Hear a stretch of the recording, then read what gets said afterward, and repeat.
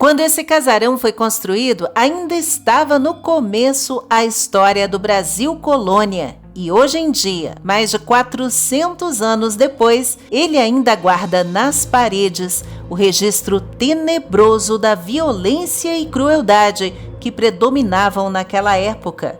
Foi erguido com taipa de pilão, mas também foram adicionados sangue e vísceras de animais para dar mais liga e resistência à massa de barro e de folhas secas. Ao longo dos anos e com o aumento do número de indígenas e de africanos escravizados e dizimados, dizem que os restos mortais dessas pobres almas também passaram a fazer parte desse macabro material de construção. Desde o fim do século XVI já foram muitas reformas e modificações, mas uma coisa permanece: a fama de assombrado desse casarão. Muitos afirmam que ninguém consegue morar ou permanecer nele por muito tempo, e quem tenta parece ficar bastante perturbado, a ponto de quase enlouquecer, principalmente quando se trata de passar a noite nesse local.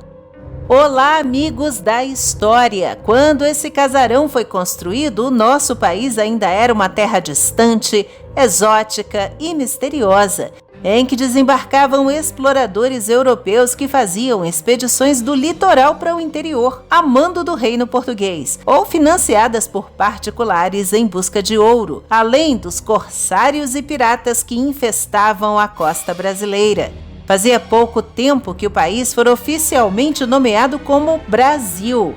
Antes era conhecido como a Ilha de Veracruz, Terra Nova, Terra dos Papagaios, Terra de Veracruz, Terra de Santa Cruz e, é claro, Pindorama ou Pindoretama, o nome tupi dado pelos povos indígenas e que significa Terra das Palmeiras. Nessa leva aí de exploradores e colonizadores das primeiras décadas, chegou por aqui na capitania de São Vicente e depois foi morar em Santos um certo Afonso Sardinha, que provavelmente era português e o futuro dono daquele casarão assombrado, e que em pouco tempo se tornaria um dos homens mais ricos e poderosos do território, onde hoje fica o estado de São Paulo, desde a capital, passando por Sorocaba, Paranapanema e região. Proprietário de fazendas, imóveis, minas e do primeiro trapiche de cana-de-açúcar da vila de Piratininga. Financiou e participou de diversas atividades militares contra os indígenas,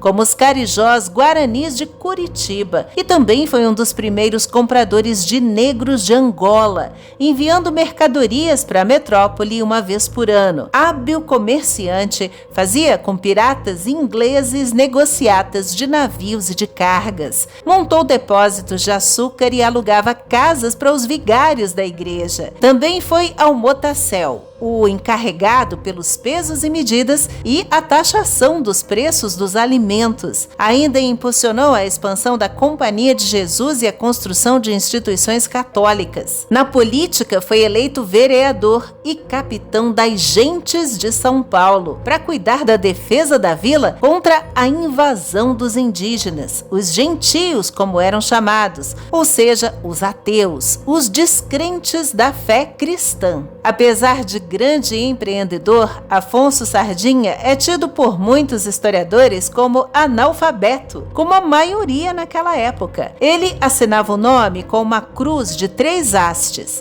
mas há quem afirme que ele sabia sim ler e escrever, e ficou conhecido mais tarde como Afonso Sardinha o Velho, após o nascimento do filho bastardo dele, que foi batizado com o mesmo nome do pai. Ele trouxe da Europa os conhecimentos sobre mineração e siderurgia para a forja do ferro, minério que descobriu no Morro Araçoiaba, ou Morro de Ipanema, em Iperó. Também encontrou vestígios de ouro no Ribeirão Itaí, no Pico do Jaraguá, e foi lá que levantou o mal afamado casarão, de 21 cômodos, construído com barro e à custa do sangue dos indígenas da região, que tentaram impedir o garimpo naquele local, considerado sagrado por eles. Foram 10 anos de muitas guerras contra os nativos, que acabaram sucumbindo diante do poder das armas de fogo. Quem não acabava morto era capturado e escravizado para trabalhar na exploração dos minérios, na agricultura e nos serviços domésticos, vítimas de castigos e torturas como os africanos que já ocupavam a senzala do casarão, onde também se encontram ainda os tanques de lavagem do ouro de aluvião. Atualmente, o prédio histórico é uma das atrações do Parque Estadual do Jaraguá, inaugurado em 1961. E durante 20 anos, o casarão abrigou um albergue da juventude, que foi desativado em 2008. Alguns hóspedes comentavam que se sentiam observados nos quartos e nos arredores da construção, que eram incomodados por algo invisível que tocava os seus pés e cabelos bem na hora de dormir. Vultos perambulando pelos cômodos são vistos por visitantes. Sons de gritos e estrondos nas paredes, além do barulho de explosões do lado de fora e de coisas sendo arrastadas, também já foram relatados. Outros disseram ouvir rezas, choros e lamentos.